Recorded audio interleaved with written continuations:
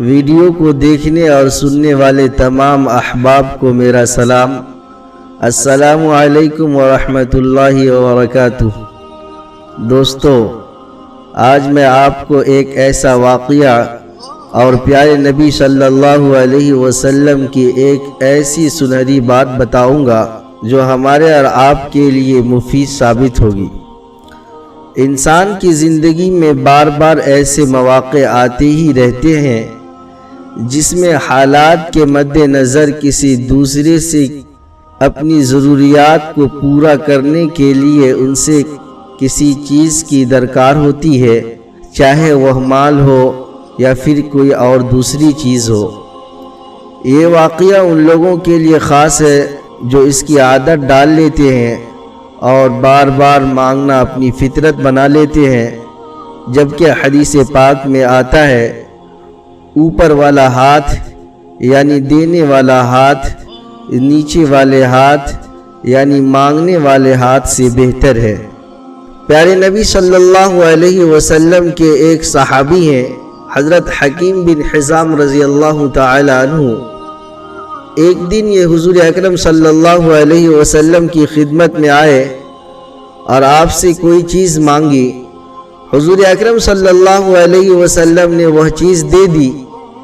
پھر کسی دوسرے موقع پر یہ حضور پاک صلی اللہ علیہ وسلم کے پاس آئے اور کوئی دوسری چیز مانگی۔ حضور اکرم صلی اللہ علیہ وسلم نے پھر وہ چیز دے دی۔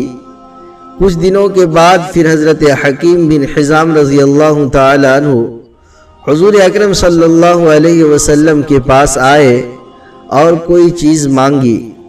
اس مرتبہ بھی حضور اکرم صلی اللہ علیہ وسلم نے ان کو وہ چیز دے دی، لیکن ساتھ ہی یہ نصیحت بھی کی، اے حکیم، یہ مال و دولت ظاہر میں ہرا بھرا باغ اور بڑی میٹھی چیز ہے، لیکن یاد رکھو تم کو اس مال کی لالچ نہیں ہونی چاہیے، بلکہ اگر تم لالچ کے بغیر صرف اپنی ضرورت پوری کرنے کے لیے مال حاصل کرو گے تو ایسے مال میں برکت ہوگی، اور اگر لالچ کے ساتھ مال حاصل کرو گے تو اس میں برکت نہیں ہوگی، بلکہ مال کی لالچ کے بعد ایسا ہو جاتا ہے کہ آدمی کھاتا جاتا ہے لیکن اس کا پیٹ نہیں بھرتا۔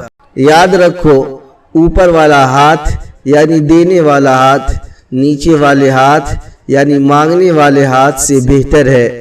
حضرت حکیم بن حزام رضی اللہ تعالی عنہ نے عرض کیا، اے اللہ کے رسول صلی اللہ علیہ وسلم، اس پروردگار کی قسم جس نے آپ کو سچا دین دے کر بھیجا ہے، میں آج کے بعد جب تک زندہ رہوں گا نہ کسی سے کچھ مانگوں گا اور نہ کسی سے کچھ لوں گا۔ اس کے بعد انہوں نے پوری زندگی نہ کسی سے کچھ مانگا اور نہ کسی سے کوئی چیز لی۔